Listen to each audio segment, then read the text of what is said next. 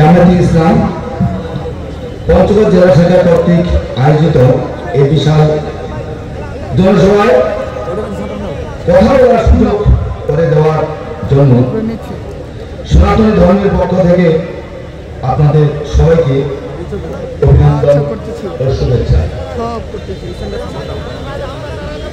আপনারা ইতিমধ্যে শুনেছেন যে আমি সনাতনী ধর্মাবলম্বী। আমার নামটিও ইতিমধ্যে ঘোষণা হয়েছে, রতন চন্দ্র রায়। আপনারা অনেকেই চিনেন, আপনারা জানেন, অনেকেই জানেন। যাই হোক, আমি আপনাদের সাথে কথা বলবো, মত বিনিময় করবো। আপনারা সবাই ভালো আছেন তো? আলহামদুলিল্লাহ, আপনারা ভালো আছেন, আমিও সেই সৃষ্টিকর্তার অশেষ কৃপায় আমি খুব ভালো আছি, আলহামদুলিল্লাহ। আর এই ভালো থাকার পিছনে অনেক কারণ রয়েছে। আমাদের এই বাংলাদেশের সমস্ত সনাতনী ভাইয়েরা সবাই খুব ভালো আছি, সবাই ভালো আছি। ভালো থাকার পিছনে কারণ রয়েছে, আমি অনেকদিন যাবত এই জামায়াতে ইসলাম, এই ইসলামী সদস্যদের সবার সাথে অতপ্রতভাবে আমি জড়িত আছি, আমি জানি। আর বিশেষ করে এই সহযোগিতা পেয়েছি আমার স্কুলের ছাত্র লিমো, আরো মাসুম রয়েছে, আরো অনেকে রয়েছে। এই তাদের সহযোগিতায় আমি বেশি আরো সহযোগিতা পেয়েছি, যে তাদের সাথে সময় দেওয়া, এই ইসলামী ছাত্র শিবিরের সকল মানে নেতাকর্মীদের সাথে আমি এই উপকারের কথা না বললে হয় না। আমাদের গত শারদীয় দুর্গা পূজা, এই উৎসবে জামাতে ইসলামের এই নেতাকর্মীরা আমাদের পূজা পাহারা দিয়েছিলেন। আমি তিনাদের সাথে আমাদের পূজা মণ্ডপে মানে অতপ্রতভাবে আমি জড়িত ছিলাম। আমি কখনো কোনো খারাপ আচরণ, কোনো কথা আমি পাইনি। আর আমি জানি সমস্ত বাংলাদেশের জামায়াতে ইসলামের নেতাকর্মীরা একই ধরনের আচরণ করে। আমি এটা বিশ্বাস করি, কারণ আমি অনেকদিন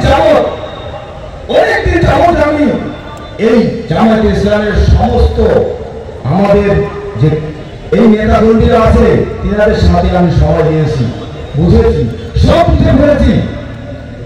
আরো এই উপকারের কথা না বললে হয় না। মর্মান্তিক দৃশ্য,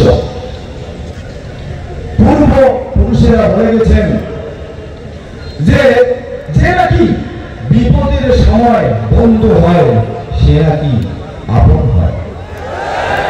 এটা কথা বিশ্বাস করতে হবে। এই আউলিয়া ঘাটে একটা মহামারী দুর্ভিক্ষ ছিল, কি সৃষ্টিকর্তার কি লীলা খেলা।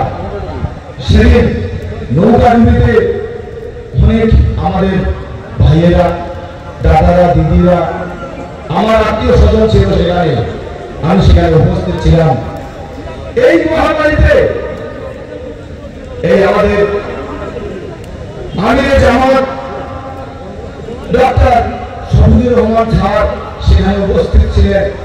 আমি সেই দৃশ্য দেখেছি। সেখানে অর্থ দিয়ে সাহায্য করেছিলেন। শুধু অর্থই বলবো না, আমাদের সাথে আমার আত্মীয় ছিল। তখন আমি মর্মাহত ছিলাম।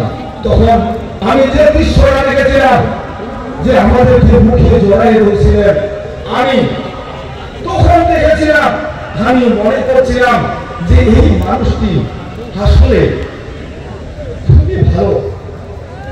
যখন চলে যান, তখন আমি মনে একটা কথা আমার মনের মধ্যে ছিল, চলে গেলেও দেখি আমি সেই ঈশ্বরকে, ভগবানকে, সৃষ্টিকর্তাকে আমি নীরবে আবেদন করেছিলাম, যদি আমার মৃত্যু হয়, হওয়ার আগে এই মানুষটিকে যাতে আমি আরেকবার সরাসরি দর্শন করতে পারি। ঠিক সেই সৃষ্টিকর্তার কি অশেষ কৃপা, আমি আজকে এই গতকালকে রাতেই দেখেছিলাম, আজকে আবারও দেখছি।